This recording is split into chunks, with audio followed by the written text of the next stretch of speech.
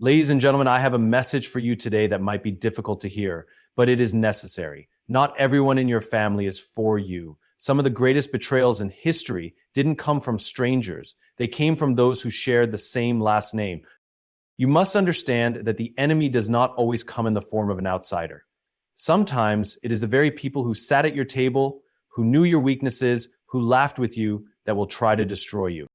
Cain and Abel were brothers, yet Cain was the one who lifted his hand against his own blood. Why? Because of jealousy. Some family members will despise you, not because you have done them wrong, but because God's favor is on your life. Joseph had a dream given by God, but his own brothers could not handle it. They threw him in a pit, sold him into slavery, and lied about his disappearance. Why?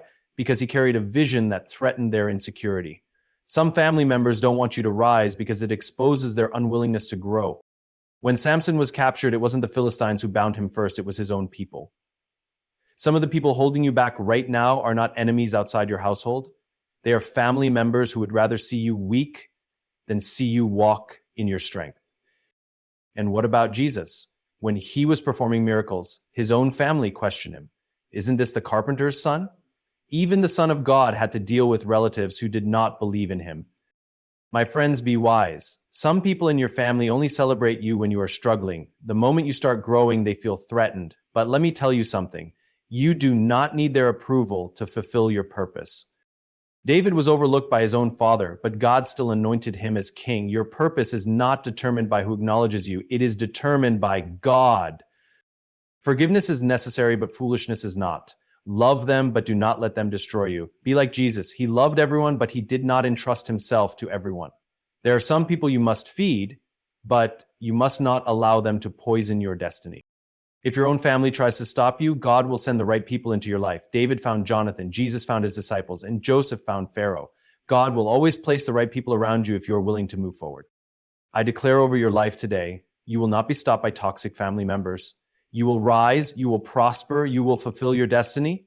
In Jesus' name, amen. Not everyone in your family is for you. This is one of the hardest truths to accept because we are taught that family is supposed to be our safe place, our foundation, and our support system. But the reality is, just because someone is related to you by blood does not mean they are assigned to walk with you in destiny. Some people in your family see your success as their failure. They measure their lives by your progress. And if you rise too high, they feel like they are falling. They love you as long as you remain on their level, but the moment you step into something greater, jealousy creeps in. The Bible tells us that Joseph's brothers hated him not because he did anything wrong, but because of the favor on his life. His father gave him a coat of many colors, a symbol of distinction, a sign that he was set apart, and that alone was enough to make his own flesh and blood plot against him. Some family members will resent you simply because they see something on you that they don't have. It is a painful thing to realize that some of the very people you love the most are the ones who secretly wish for your downfall. They smile at you in person but speak against you when you are not around. They pretend to celebrate your wins, but deep down, they wish it was them instead of you. And this is why you must walk with wisdom. Love your family, but understand that not everyone is assigned to your journey. Some people were only meant to be part of your history, not your future. Even Jesus himself experienced this reality. When he began his ministry, his own family questioned him. The people who watched him grow up could not accept that he was more than just a carpenter's son. They doubted his calling, resisted his purpose, and even tried to stop him. If Jesus faced opposition from those closest to him, why do you think your path will be any different? You must understand that family is more than DNA. It is about alignment. There are people outside your bloodline who will support you more than those who share your last name. Do not let the guilt of toxic loyalty keep you connected to those who refuse to see what God is doing in your life. Some family members are like anchors, keeping you stuck in a place you have outgrown. Others are like weights, holding you down when you should be rising. And then there are those who are like wings, lifting you higher, pushing you forward, and celebrating your success. Choose wisely who you allow in your inner circle. The truth is, not everyone in your family is for you. And that's okay, because when God calls you higher, he will surround you with the right people, whether they share your blood or not. The spirit of Cain still exists, and it is alive in the hearts of many today. Cain and Abel were brothers, born of the same mother, raised in the same environment, and given the same opportunities to worship God. Yet when Abel's offering was accepted and Cain's was rejected, something deadly entered Cain's heart: jealousy. Instead of seeking to correct himself, Cain allowed envy to consume him, and his hatred for his brother led him to commit the first murder in history. This same spirit is at work today. There are people in your life, some of them even family, who cannot stand to see God favor you. They see the blessings on your life, the grace you walk in, the doors opening for you, and instead of celebrating, they begin to despise you. Not because you have done anything wrong, but simply because you have done something right. Like Abel, you gave your best. You honored God. You walked in obedience, and for that, you became a target. Understand this: jealousy is dangerous because it does not need a reason to exist. You do not have to offend someone for them to hate you. You do not have to wrong them for them to work against you. Cain was angry at Abel, but Abel never did anything to him. Abel did not fight Cain. Abel did not curse Cain. Abel simply did what was right, and that alone made him a victim. Some of the people who are against you right now are not upset because you hurt them. They are upset because your life is a reflection of what they refuse to do. The spirit of Cain is deceptive because it operates in silence before it strikes. Cain did not kill Abel in front of their parents. He took him to the field, away from the eyes of others, and there he attacked him. This is how envy works. It starts in the heart, it grows in secret, and when the time is right, it seeks to destroy. There are people who smile at you but resent you. They sit at your table, but they are waiting for the moment to betray you. They pretend to support you, but inside they are looking for a way to eliminate you. What makes the spirit of Cain so dangerous is that it justifies its own actions. After he killed Abel, Cain did not repent. He did not seek forgiveness. He became defensive. When God asked him where his brother was, he replied, "Am I my brother's keeper?" That is the same attitude of those who envy you. They will mistreat you, betray you, speak against you, and then act as if they have done nothing wrong. They will try to make you feel like the problem, when in reality, they have been fighting you in their hearts for a long time.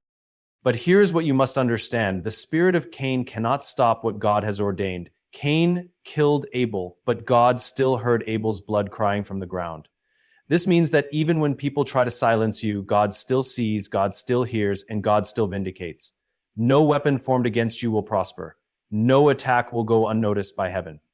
When you are walking in divine purpose, those who rise against you will have to answer to God himself. So do not be discouraged when you experience envy, even from those closest to you.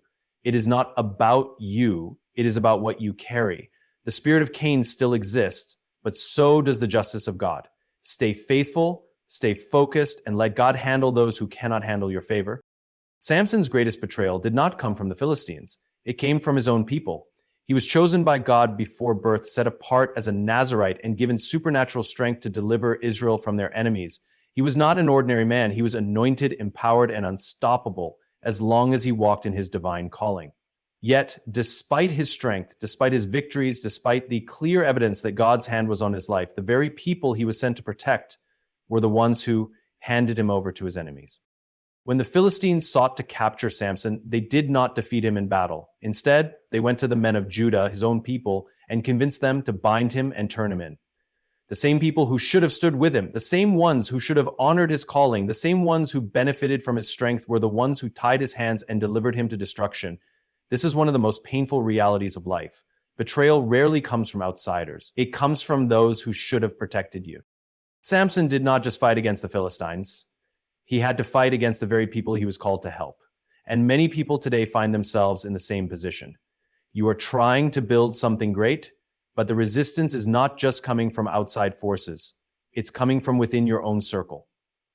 You are pushing forward, trying to fulfill your purpose, but the very ones you expected to support you are the ones trying to stop you. Instead of standing with you, they would rather see you bound. Instead of celebrating your calling, they resent you for it. The betrayal of Samson teaches us that some people fear your strength more than they value your purpose. The men of Judah did not care that Samson was anointed to be their deliverer. They did not care that he had been fighting their battles. They were more comfortable living under oppression than seeing one of their own rise up in power. And this is the same spirit that operates in many today. Some people would rather live in mediocrity than see you break barriers. They would rather stay bound than see you walk in freedom. And if given the chance, they will sell you out just to keep the system around them unchanged. But what they did not realize was that Samson's strength did not come from them. His power was not in their approval. Even when they bound him, even when they handed him over, God was still with him. And when the time came, the ropes they used to restrain him became like burned flax, and he broke free with ease. This is what happens when God's hand is on your life. People may try to bind you. They may try to stop you. They may try to hand you over to the enemy, but they cannot take away what God has given you. Samson's betrayal was painful, but it did not stop his purpose. And the same is true for you. The ones who turned against you, the ones who should have stood by you but chose to stand with the enemy instead, they do not have the final say over your life. God does. What he has placed inside of you cannot be stolen, cannot be silenced, and cannot be destroyed by the schemes of men. Let them bind you, let them betray you, but when the power of God moves, you will break free, and his purpose in your life will be fulfilled. Joseph's brothers did not hate him because he did anything wrong. They hated him because of what he carried. From the moment he received his dream, he became a target. His brothers were not enemies, they were family, flesh and blood, growing up in the same household, eating at the same table. Yet, when they saw that Joseph had something special, instead of protecting him, they plotted against him. This is the painful truth that many fail to realize. Sometimes the greatest opposition comes not from strangers, but from those closest to you. Joseph was favored by his father, but favor alone was not what provoked his brothers. It was his dream. His dream represented his future, his calling, and the purpose that God had placed on his life. The moment he shared it, his brothers' hearts turned against him. They could not handle what God had shown him. They were comfortable with Joseph as long as he remained ordinary. But the moment his destiny was revealed, they saw him as a threat. Some people in your life tolerate you as long as you remain at their level. They walk with you, talk with you, even love you. But the moment you begin to step into the calling on your life, something shifts. Jealousy creeps in, competition arises. Suddenly, they don't see you as family anymore. They see you as a rival. And just like Joseph's brothers, some will go to extreme lengths to kill what you carry, not because you wronged them, but because they fear what your dream means for their position. Joseph's brothers conspired to throw him into a pit. They thought that if they got rid of him, they could get rid of his dream. But what they did not understand was that Joseph's destiny was not in their hands. They could strip him of his coat, but they could not strip him of his calling. They could throw him in a pit, but they could not bury his purpose. They could sell him into slavery, but they could not sell off the favor of God on his life.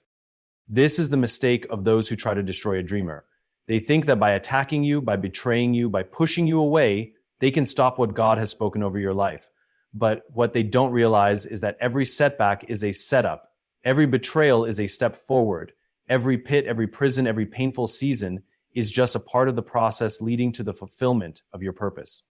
Joseph went from the pit to Potiphar's house, from Potiphar's house to the prison, and from the prison to the palace. What his brothers meant for evil, God used for good. The very thing they did to destroy him became the thing that positioned him for greatness. And when famine struck the land, when the same brothers who betrayed him came before him, desperate for help, Joseph was standing in the position of power that God had always intended for him. This is why you cannot be discouraged when people try to kill your dream. What God has for you cannot be taken away by betrayal, by jealousy, or by the schemes of men. If God has given you a vision, no pit can hold it, no prison can stop it, and no enemy can destroy it. Your dream will live, your purpose will be fulfilled, and when the time is right, even those who try to bury you will have to witness your rise. Not every family member deserves access to your destiny.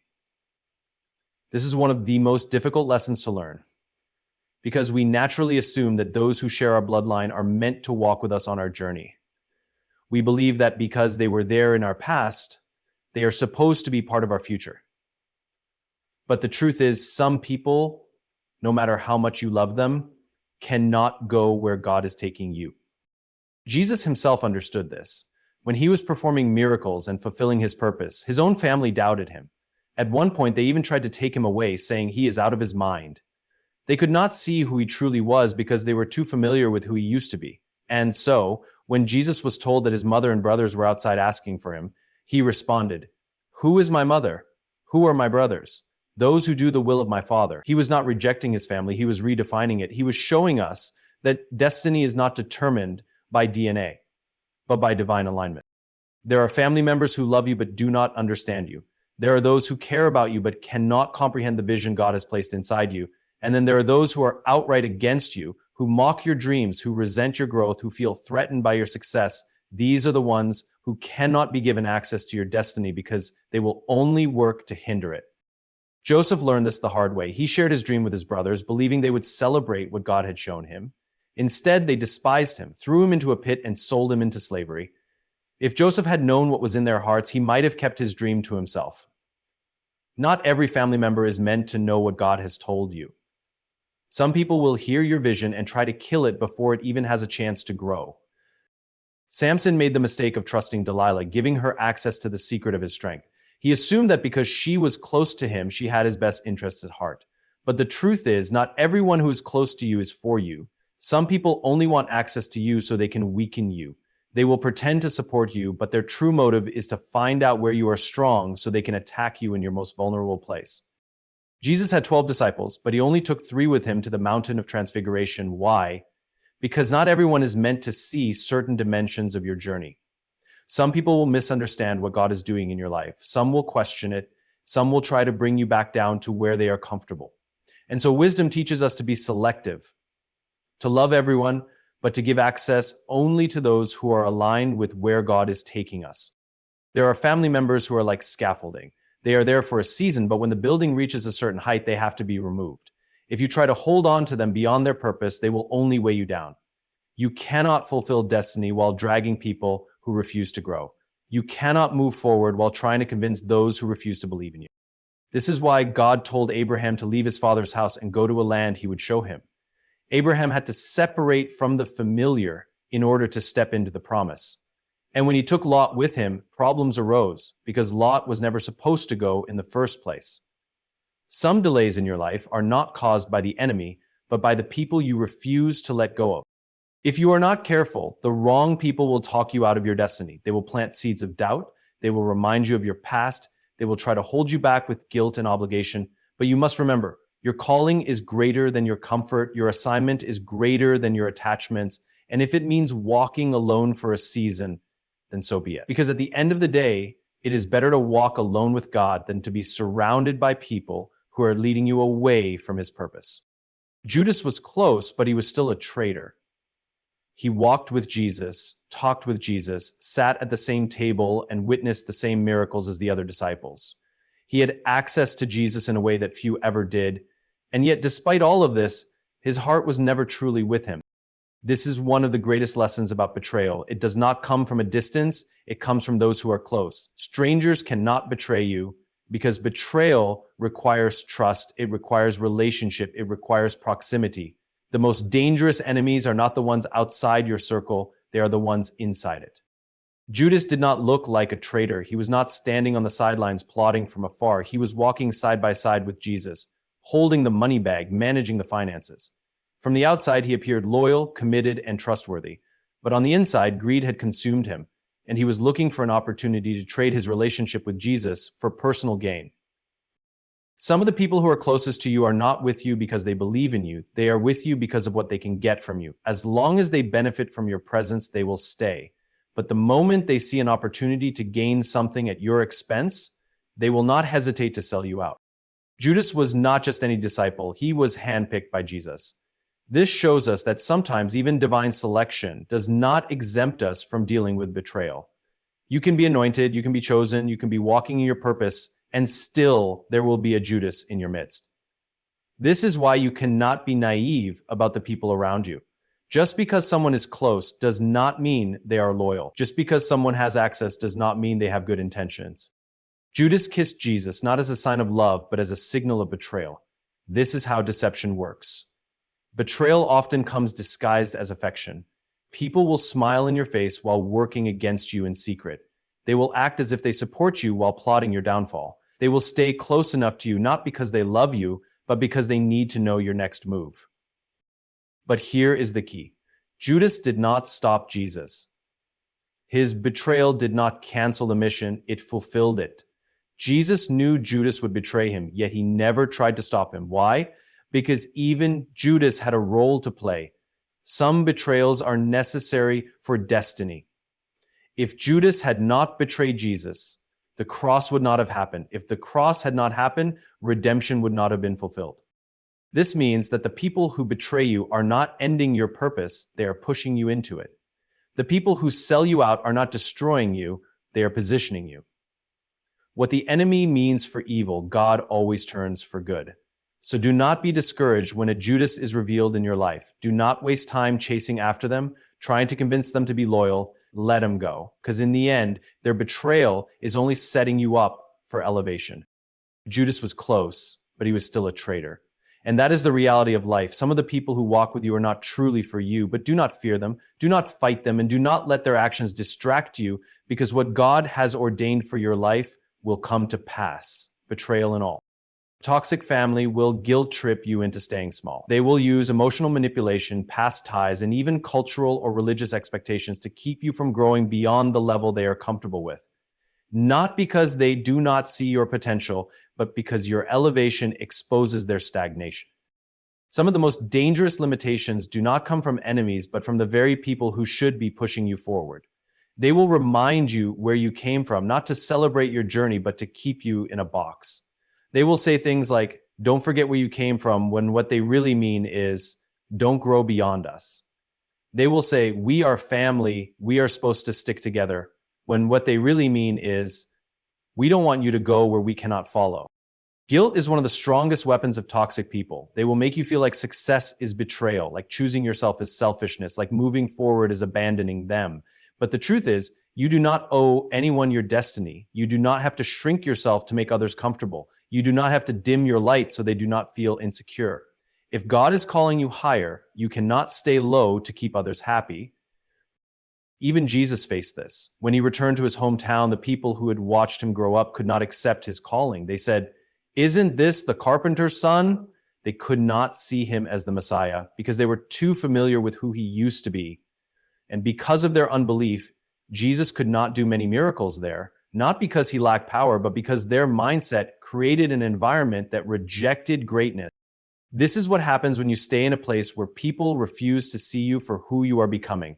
Their small thinking will limit your movement. Their doubts will infect your faith. Their fear will keep you bound to a level you were never meant to stay in. And at some point, you have to decide, will you stay to keep them comfortable, or will you step into what God has called you to be? Joseph had to leave his brothers before he could become who he was meant to be.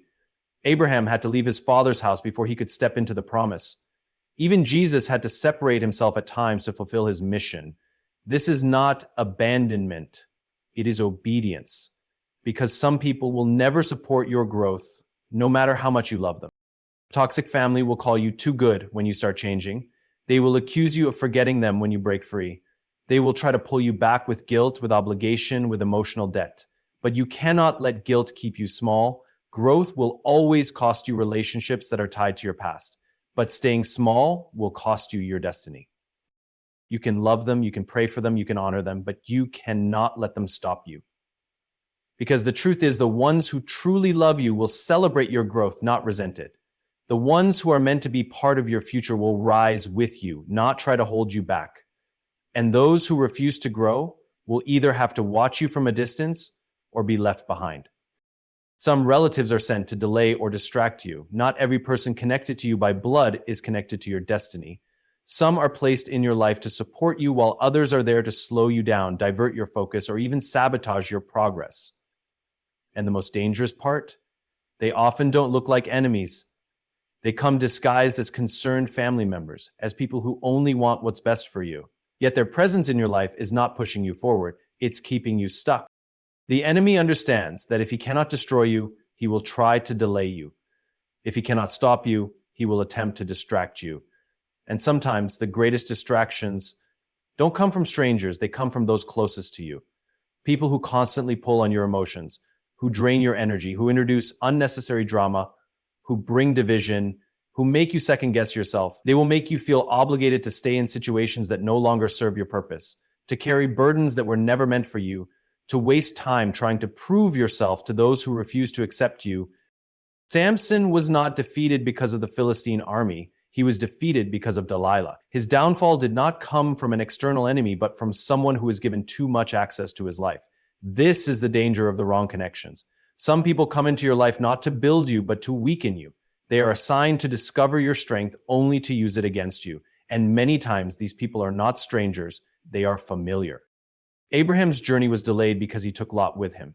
God told Abraham to leave his father's house and go to the land he would show him, but instead of going alone, he brought Lot. And as long as Lot was with him, there was confusion, strife, and delay. It was only after Abraham separated from Lot that God renewed his promise and showed him the fullness of his inheritance. Some delays in your life are not because God is withholding blessings. It's because you are carrying people who were never supposed to go with you. Jesus was focused on his mission, yet his own family tried to pull him away from it. At one point, his mother and brothers came looking for him, expecting him to stop what he was doing to meet with them. But Jesus responded, "Who is my mother? Who are my brothers? Those who do the will of my Father." He was making it clear, relationship by blood does not override relationship by purpose. If someone, even family, is not aligned with where God is taking you, they cannot have access to your focus. Some relatives are not trying to help you, they are trying to keep you at their level. They see you moving ahead, stepping into your calling, breaking generational patterns, and instead of celebrating you, they try to pull you back. They bring up your past, they remind you of your failures. They guilt trip you into staying connected to dysfunction. And if you are not careful, you will spend years fighting battles that are not yours, fixing problems that are not yours, and delaying a destiny that is waiting for you to step into it. This is why discernment is necessary. You must recognize who is truly for you and who is only there to keep you distracted. You must be willing to walk away from toxic cycles, even if they are wrapped in family ties. You must be bold enough to say, "I love you, but I cannot stay here. I care for you, but I cannot carry you." Because at the end of the day, your destiny is too important to be delayed by people who were never meant to go with you in the first place. Your calling will expose who truly supports you. As long as you remain ordinary, as long as you do not step into the fullness of who you were created to be, most people around you will remain comfortable. But the moment you embrace your purpose, the moment you start walking in the anointing and assignment on your life, something shifts. Suddenly, the people who once clapped for you grow silent. The ones who used to encourage you begin to criticize. Some who walk with you start walking away. This is not by accident, this is revelation. Purpose does not just bring blessings, it brings exposure. When Jesus began his ministry, the same people who had known him for years, the same people who had watched him grow up, suddenly had a problem with him. They said, "Isn't this the carpenter's son?" Instead of celebrating what God was doing in his life, they rejected him. The moment Jesus stepped fully into his calling, those who could not handle it revealed themselves. Your calling has a way of testing relationships. Those who are only in your life for convenience will disappear when the cost of walking with you becomes too high. Those who secretly envied you will begin to find faults where there were none before. Those who are only connected to you because they benefited from your past version will struggle to accept your growth, and those who were never truly for you will begin to show their true colors. Look at Joseph. As long as he was just another brother, his family had no issue with him. But the moment he started dreaming, the moment his calling began to manifest, his own brothers turned against him. They did not hate him because of what he had done. They hated him because of what he carried. His calling exposed them. It revealed their jealousy, their insecurity, their inability to celebrate someone else's favor. Not everyone can handle what God has placed inside of you. Some people loved you when you were on their level, but now that you are growing, they feel threatened. Some were comfortable when you struggled, but now that you are breaking free, they feel convicted about their own stagnation. Some were fine when you were just another person in the crowd, but now that you are stepping into leadership, they cannot take it. And it is not because you changed in a bad way. It is because your calling forced them to face their own reality. Jesus had 12 disciples, but only a few were truly close to him. And even among them, there was Judas. This teaches us that not everyone who walks with you is truly for you. Some are just there for what they can get. Some will stay as long as it benefits them. But when the time comes, when the weight of your calling becomes too great, when the cost of being associated with you increases, their true nature will come to light. Do not be discouraged when people walk away. Do not chase after those who refuse to accept your purpose, because your calling is not for everyone, and that is okay. Those who are truly for you will not just celebrate your success, they will stand with you in your struggles. They will support you when things get difficult. They will recognize what God is doing in your life and honor it. And here's the truth. The ones who are meant to be part of your destiny will not be intimidated by your calling. They will push you forward, not hold you back. They will pray for you, not plot against you.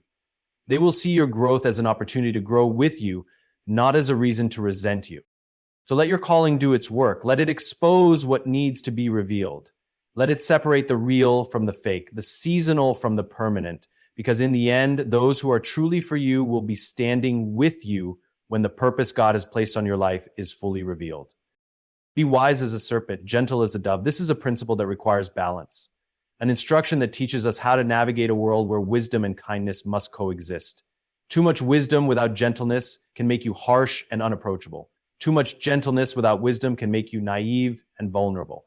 But when these two are held together, they create a person who is discerning yet compassionate, strategic yet humble, strong yet approachable. A serpent is not easily deceived. It is observant, calculating, and aware of its surroundings. It does not rush into danger, nor does it reveal itself unnecessarily. A serpent knows when to move and when to remain still. It is patient and precise. This is the kind of wisdom we must have.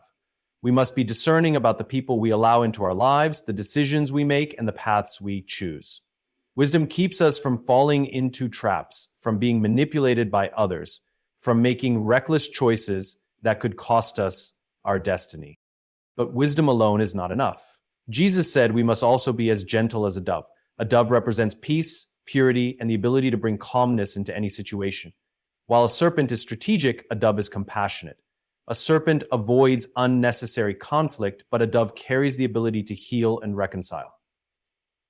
A serpent knows how to navigate dangerous situations, but a dove ensures that wisdom is never used to harm others. Look at Jesus. He walked in the perfect balance of these two qualities. When he dealt with the Pharisees, he was wise as a serpent, answering their questions in a way that exposed their hypocrisy without allowing them to trap him.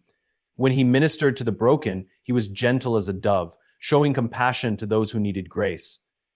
He never allowed his kindness to make him weak, nor did he allow his wisdom to make him cold. He was both firm and loving, strong yet approachable. This balance is crucial because the world is filled with deception. Some people will try to take advantage of your kindness. They will mistake your humility for weakness. They will assume that because you have a good heart, you can be manipulated. This is why wisdom is necessary. It teaches you when to speak and when to stay silent, when to engage and when to walk away, when to give and when to withhold. Wisdom does not mean being suspicious of everyone, but it does mean being discerning enough to recognize intentions. At the same time, wisdom without gentleness can make you guarded to the point of isolation. If you become too cautious, too skeptical, you may push away the very people God sent to bless you. You may build walls so high that even those with good intentions cannot reach you. This is why gentleness is needed. It keeps your heart open, your spirit soft, and your character full of grace. It ensures that even when you are firm, you remain loving. Even when you set boundaries, you do it with kindness. Joseph was wise as a serpent when he interpreted Pharaoh's dream and positioned himself for leadership. But he was gentle as a dove when he forgave his brothers, even after they had betrayed him. David was wise as a serpent when he avoided Saul's attempts to kill him, refusing to be trapped. But he was gentle as a dove when he spared Saul's life, choosing mercy over revenge. This is the wisdom we need, to navigate life with discernment, to see beyond what is presented, to recognize who is truly for us and who is against us, but at the same time to move with grace, to show love even when we are cautious, to never let the pain of betrayal harden our hearts. To be wise as a serpent and gentle as a dove is to walk in strength without arrogance, to be kind without being gullible, to move in wisdom without losing compassion. It is the key to handling relationships, challenges, and assignments without losing yourself in the process. Forgive, but don't be fooled. Forgiveness is a command, but trust is earned. Too often, people confuse forgiveness with blind reconciliation, thinking that to forgive means to ignore the patterns, the lessons, and the warning signs. But true wisdom understands that while forgiveness frees your heart, it does not mean you should walk back into the same trap that hurt you before. Forgiveness is for you. It is the decision to release bitterness, to free yourself from the weight of offense, to refuse to let someone else's actions control your emotions. It is not about justifying what they did, nor is it about pretending it did not happen. It is about choosing peace over resentment. Because holding on to unforgiveness is like drinking poison and expecting the other person to suffer. It damages your spirit, clouds your judgment, and keeps you stuck in a place of pain. But while forgiveness is necessary, wisdom is also required. Forgiving someone does not mean giving them the same access to your life.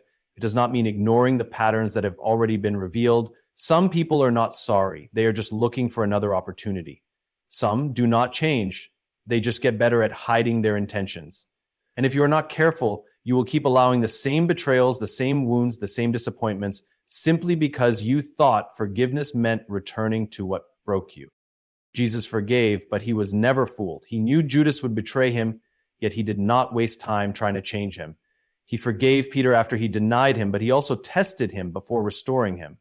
He understood that while grace is freely given, trust must be proven.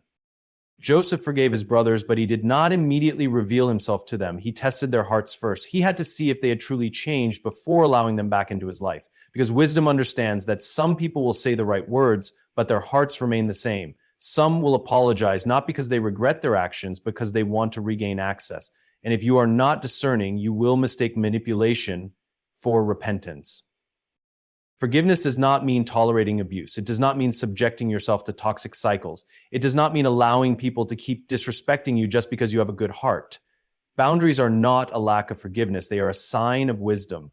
Love does not mean allowing yourself to be mistreated. When someone shows you who they are, believe them. You can forgive and still walk away. You can release the hurt, but still refuse to rebuild a bridge that should remain broken. You can love from a distance, pray for them, wish them well, and still protect yourself from repeated harm. Because wisdom is not bitterness, it is the ability to recognize the difference between a changed heart and a repeated cycle. Forgive, but don't be fooled. Because while God calls you to walk in love, he also calls you to walk in wisdom. God can give you a new family. Blood may connect you to people, but destiny determines who truly belongs in your life.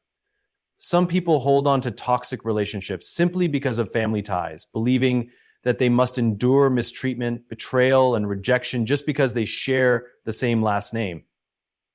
But God is not limited by earthly definitions of family. He knows how to place the right people in your life, people who will love you, support you, and push you toward your purpose, even if they are not related by blood. Jesus himself redefined family. When his mother and brothers came looking for him, expecting him to stop his mission to entertain them, he responded, "Who is my mother? Who are my brothers? Those who do the will of my Father." He was making it clear, true family is not just about who shares your DNA, but about who aligns with your purpose. There are people in your life who may be related to you by blood, but are not connected to you by destiny. And there are others who may have no biological ties to you, yet they will love you, stand with you, and walk with you like true family. Joseph was betrayed by his own brothers, sold into slavery by those who were supposed to protect him. But in Egypt, God connected him with Pharaoh, with leaders who recognized his gift, with people who positioned him for greatness. The same brothers who threw him in a pit were not the ones who elevated him. God used strangers to bring him into his destiny. Sometimes the people who are meant to push you forward are not the ones you expected. And sometimes the ones you expected to support you are the very ones trying to hold you back. David found more loyalty in Jonathan than in his own brothers. Ruth found family in Naomi, even though they were not related by blood. Jesus found a brotherhood in his disciples, men who stood with him even when his own family did not fully understand him. Over and over, Scripture shows that God knows how to replace what was lost. He knows how to restore what was broken, and he knows how to surround you with people who truly belong in your life. Some people are grieving relationships that God never intended for them to hold on to. They are trying to force connections with people who have already shown they do not value them. But if you would release what is not for you, God will send you what is. If you stop chasing after those who reject you, God will align you with those who will cherish you. The right people will not compete with you. They will celebrate you. They will not betray you. They will cover you. They will not tear you down. They will build you up. They will use your past against you. They will remind you of your future, and they will push you further into your calling. Family is not just about blood. It is about alignment. It is about connection, about purpose, about who God has assigned to walk with you. If you have been rejected, abandoned, or betrayed by those who should have loved you, do not lose heart, because God knows how to bring the right people into your life. People who will love you like a brother, who will support you like a sister, who will guide you like a father, who will nurture you like a mother. You do not have to stay where you are tolerated when God can place you where you are celebrated. You do not have to beg for love when God has people prepared to love you correctly. He is the God of restoration. He is the God of divine connections. And when family fails, He is the God who gives you a new one. God can give you a new family, and when He does, it will be exactly what you need to fulfill your destiny. Do not waste time mourning those who walked away, those who rejected you, or those who could not see your worth. Some people were only meant to be part of your story for a season, but they are not meant to walk with you into your purpose. Let them go. Release the pain, the disappointment, and the need for validation from those who never truly valued you. God is not only the one who removes, but He is also the one who restores. When He replaces something, it is always with something greater. He will send you people who see your value, who celebrate your calling, who push you into your purpose, and who will love you with the kind of love that reflects His heart. Do not hold on to broken connections out of fear of being alone. God has already prepared the right people for you. Your destiny is too important to be tied to relationships that were never meant to last. Trust Him. Walk boldly into what He has for you. And when He sends your new family, embrace them. Because the ones God assigns to your life will not just walk with you, they will help carry you into your purpose.